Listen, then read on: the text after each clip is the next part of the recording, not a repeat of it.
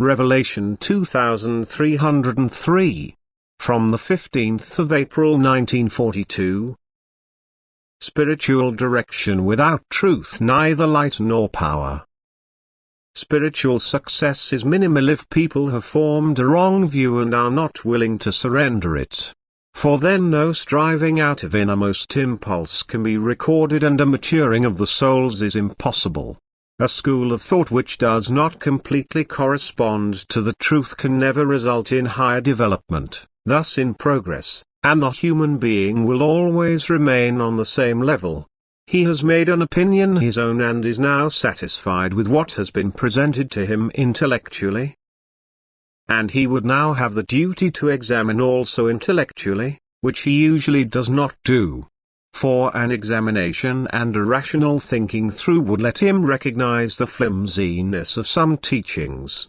But he usually accepts what is offered to him as truth and holds on to it with a tenacity that he would reject with serious research.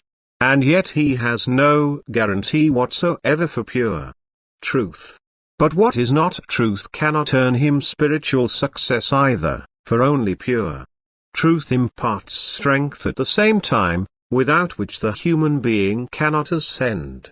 And that is why the human being who is not in full possession of truth always remains on the same level.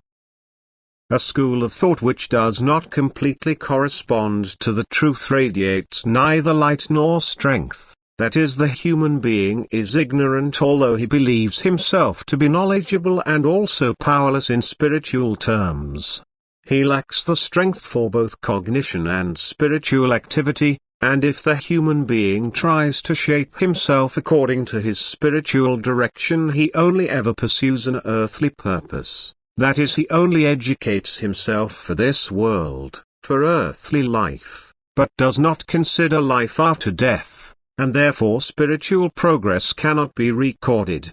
And from this point of view, a spiritual direction has no value as long as it does not correspond to truth, because it has no effect on the human being's soul. Only the intellect is kept active and only thought activity is stimulated. But the heart remains untouched, and thus it is dead knowledge which the human being now calls his own if it does not correspond to truth. And thus earthly life will bring him little success if he is not exceptionally active in love. For loving activity alone leads him to the right knowledge. And as soon as a person is lovingly active, he will also soon recognize a wrong spiritual direction as wrong and thereby come closer to the pure truth, because love is the first prerequisite to attain realization and thus brings spiritual maturity to the soul.